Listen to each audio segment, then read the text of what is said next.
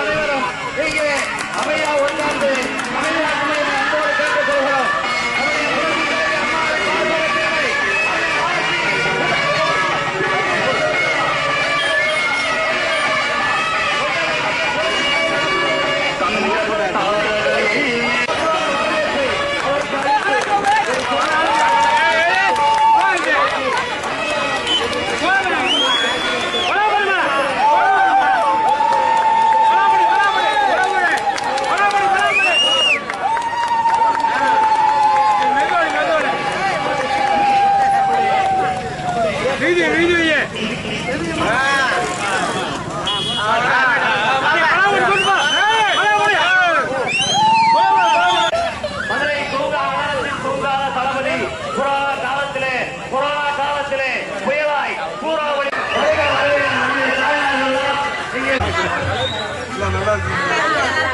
நல்லா இருக்கு.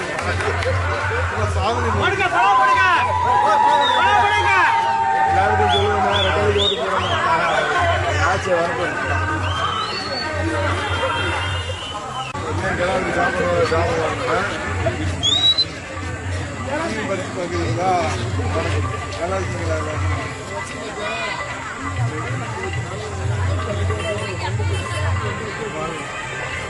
வாங்கம்மா, எல்லாம் அப்படியே மேடைக்கு வாங்கம்மா. மேடைக்கு வாங்க.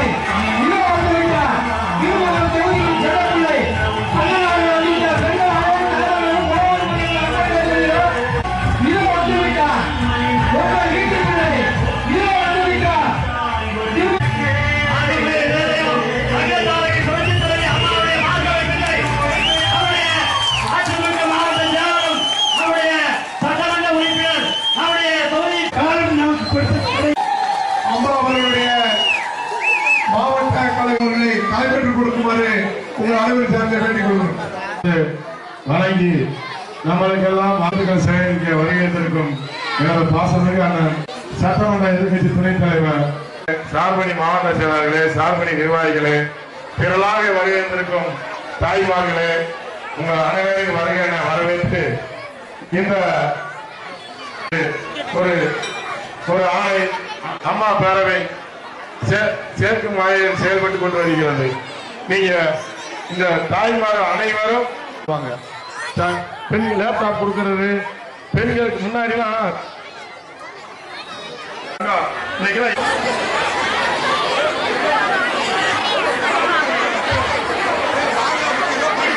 புரட்சி தலைவர்கள் வந்தாவே அவங்களுடைய ராசிக்கு திமுக ஆட்சி அழிஞ்சிடும்.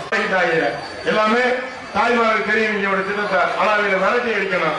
அதுக்கு என்ன செய்யணும்? வருங்க, வரத்து ஒரு நாள் கழிச்சு தடுத்துலாம் இல்லைண்ணே, நான் உயிரோட இருக்கணும், நல்லா கவனிச்சேன், நல்லா பார்த்தேன். இப்ப அக்கா ஆசை இருக்கு.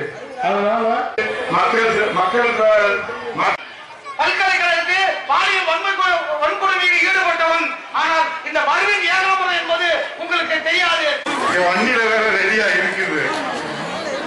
அதனால நிறைய பேர் பேசிட்டாங்க. நான் பலமுறை நம்ம கூட்டு குடிநீர் சேதப்பட்டி ஆண்டிப்பட்டி கூட்டு குடிநீர் பிரச்சனை நம்ம அம்மா ஆட்சி இருக்கிற போது, எடப்பாடி முதலமைச்சராக இருக்கிற போது தடையில்லாம வந்துச்சு. சமீபத்தில் அளந்து கொடுக்கறாங்க. தண்ணியும் காசையும் அளந்து கொடுக்க கூடாது. அது நம்முடைய பிறப்பு உரிமை. ஆனா அதுக்கே இப்ப அளந்து கொடுக்குறாங்க. நான் முறையா நாளைக்கு ஏற்கனவே மாவட்ட ஆட்சித்தலைவருடைய கவனத்துக்கு கொண்டு போயிருக்கிறேன். இப்பயும் நம்முடைய மக்கள் சார்பில் பல்வேறு கட்சிகள் சார்பில் என்னிடத்துல கோரிக்கை கொடுத்திருக்கிறாங்க. அவங்க உடனடியா நடவடிக்கை எடுக்கலைன்னா அந்த குடிநீர் வருகிற வரை, அதற்கான தீர்வு கிடைக்கிற வரை போராடுவோம். இரண்டாவது, இந்த 100 நாள் வேலைவாய்ப்பு திட்டம், அது வன்னிவேலம்பட்டியில மட்டும் இல்ல, தமிழ்நாடு முழுவதும் இன்னைக்கு 100 நாள் வேலைவாய்ப்பு திட்டத்துல சம்பளமே கொடுக்கல. உங்களுக்கு ஞாபகம் இருக்குன்னு நினைக்கிறேன், கொரோனா பத்தி இங்க எல்லாரும் சொன்னாங்க. கொரோனா காலத்துல உலகமே ஸ்தம்பிச்சு இருந்துச்சு. நம்ம ஏலூர் திருவிழா நடத்துற பத்தி சொன்னாங்க. உங்கள் கோரிக்கை வச்சு ஆட்சித்தலைவரை இங்க வர வச்சோம். அதே போல கொரோனா காலங்களில் உணவுப் பொருள் கிடைக்காம கஷ்டப்படுகிற போது உணவுப் பொருட்களை கொண்டு வந்து கொடுக்கணும்னு ஏற்பாடு செஞ்சதை சொன்னாங்க. ஆனா நம்முடைய புரட்சி தமிழ் ஐயா எடப்பாடி அவர்கள் அமைச்சரவையில எங்கிட்ட என்ன சொன்னாங்கன்னா, ஏன்னா இந்த வள்ளிவேலம்பட்டின்றது ஒரு அரசியல் விழிப்புணர்வு உள்ள, இந்த தென் தமிழகத்திற்கு ஒரு அரசியல் விழிப்புணர்வு உள்ள ஒரு கிராமம்னா நம்முடைய வள்ளிவேலம்பட்டி உடைய கிராமம். நல்லது கெட்டது பகுத்து ஆராய்ந்து நல்லவங்களோட என்னைக்கு உறுதுணையா இருக்கக்கூடியவங்க இந்த மண்ணின் மைந்தர்கள், இந்த மண்ணின் மக்கள்.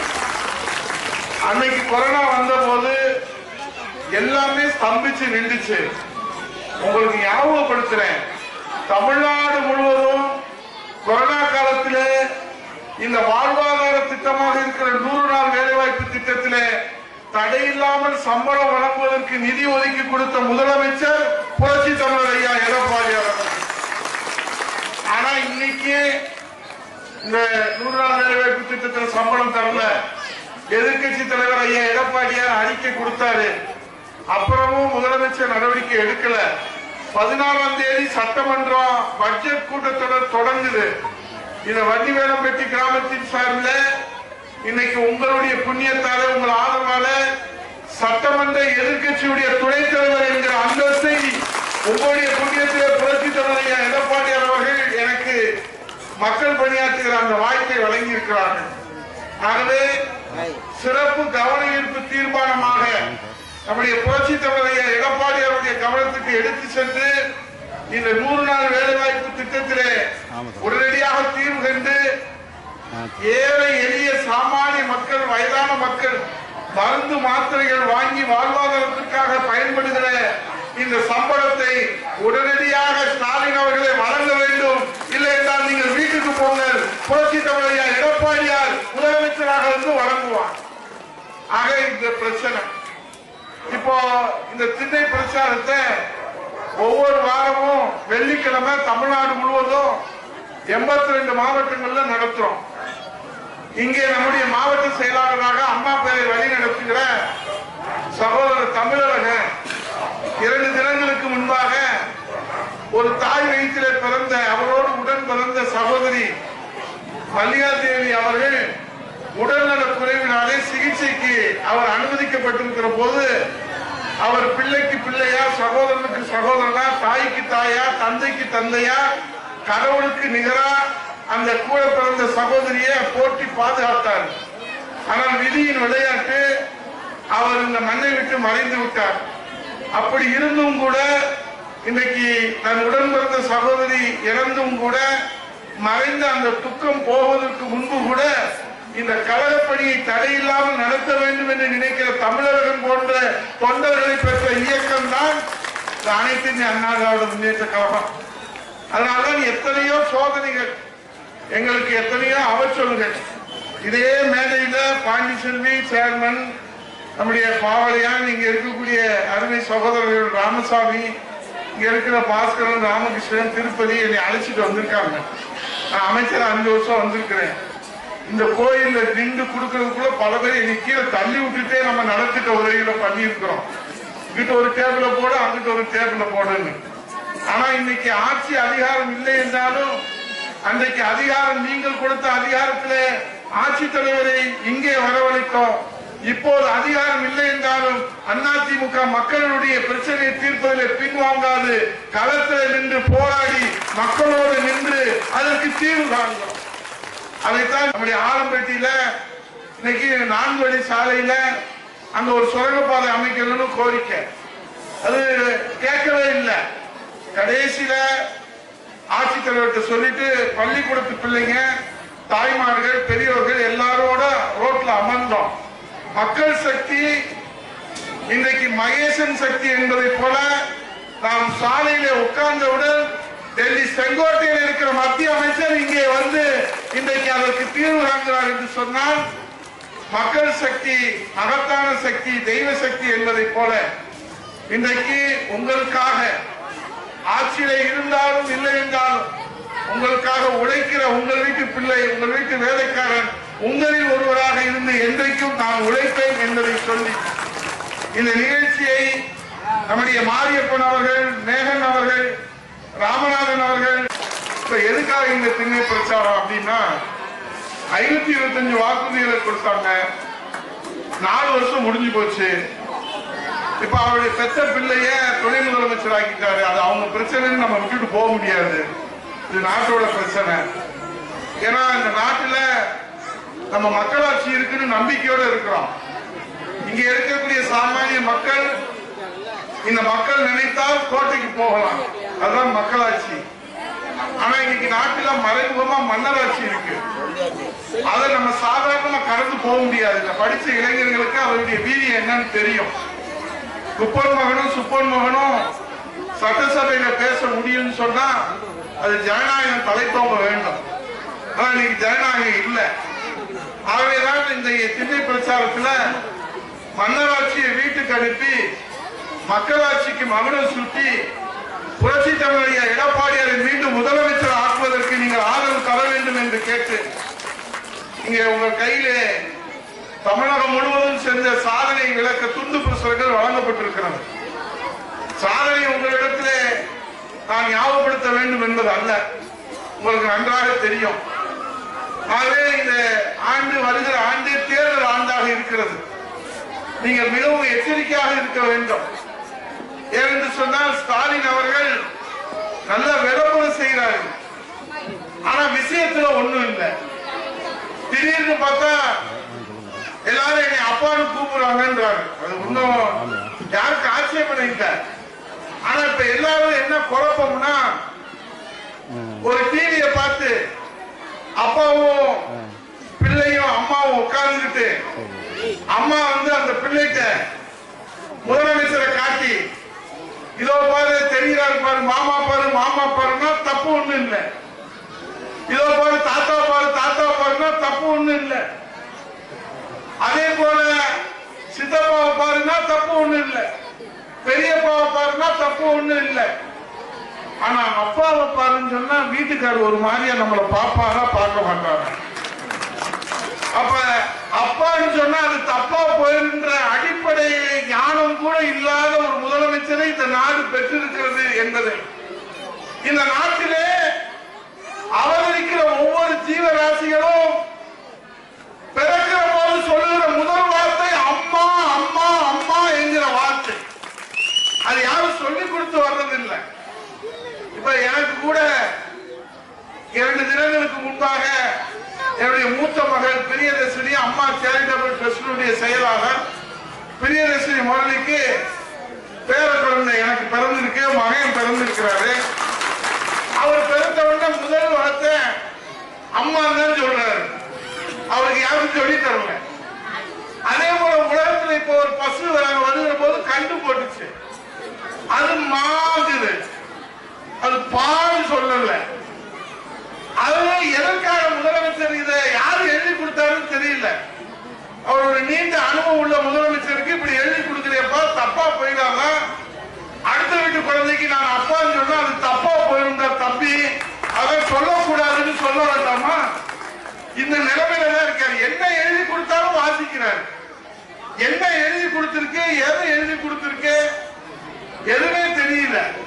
எங்க அண்ணன் முத்துராமன் கேட்டா அது விளக்கம் சொல்லுவார், யாரு எழுதி கொடுக்கிறா, என்ன எழுதி கொடுக்கிறார். ஆனா எதுக்கு சொல்றேன்னா, ஒரு முதலமைச்சர் என்பது மிகப்பெரிய பொறுப்பு. அவங்க அப்பா முதலமைச்சரா இருக்கிறாரு, இப்ப அவருடைய பிள்ளை வந்திருக்கிறாங்க. மக்களுக்கு என்ன தேவை, என்ன செய்யணும், என்ன வாக்குறுதி கொடுத்தோம், 4 வருஷம்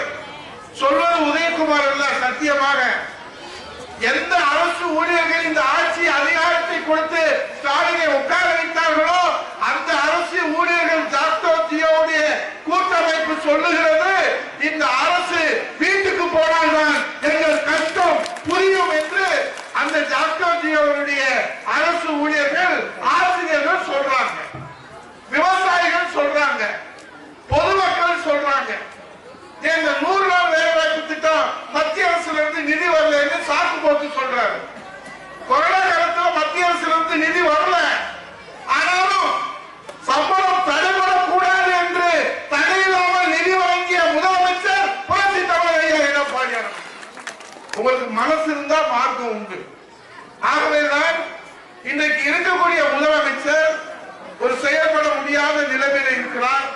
அதனால்தான் கொடுத்த வாக்குறுதிகளை அவரால் நிறைவேற்ற முடியவில்லை. இதற்கு தீர்வு காணணும். அதற்காகத்தான் இந்த திண்ணை பிரச்சாரத்தை அம்மா பேரவை தமிழகம் முழுவதும் நாங்கள் எடுத்து வைத்திருக்கிறோம்.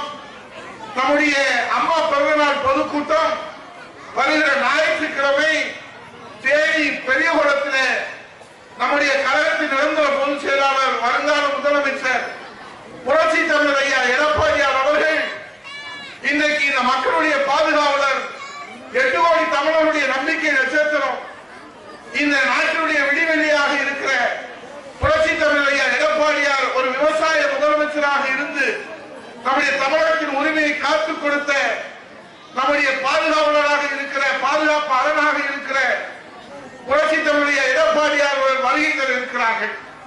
ஆகவே அவருடைய வருகையின் போது நீங்கள் அனைவரும் அங்கே வந்து பங்கெடுத்து பெருமை சேர்க்க வேண்டும் என்று கேட்டு இந்த நல்ல ஒத்துழைப்பை வழங்கிய உங்களுக்கு நன்றி கூறி உங்களோடு என்றைக்கும் உழைப்பதற்கு, உங்களுக்கு சேவை செய்வதற்கு, உங்களுக்காக பாடுபடுவதற்கு, உங்களுக்காக சட்டமன்றத்தில் கோரிக்கை வைத்து அதை நிறைவேற்றுவதற்கு ஆதரவு தர வேண்டும் என்று உங்கள் ஒவ்வொருடைய பாதங்களை தொட்டு வழங்கி நன்றி கூறி விடைபெறுகிறேன். நன்றி, வணக்கம். பங்கேற்ற உங்கள் அத்தனை பேர்களுக்கு கோடான கோடி நன்றியை தெரிவித்துக் கொள்கிறோம். அனைவரும் பொறுமையாக இருந்து அனைவருக்குமே இந்த அன்னதானம் ஏற்பாடு செய்யப்பட்டிருக்கிறது.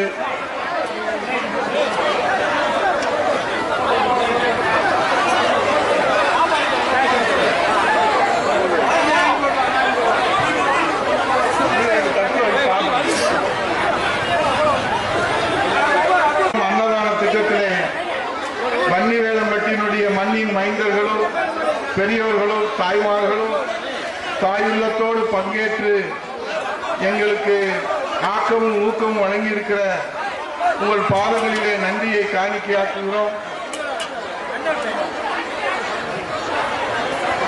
மணி வேமா கொடு, வேமா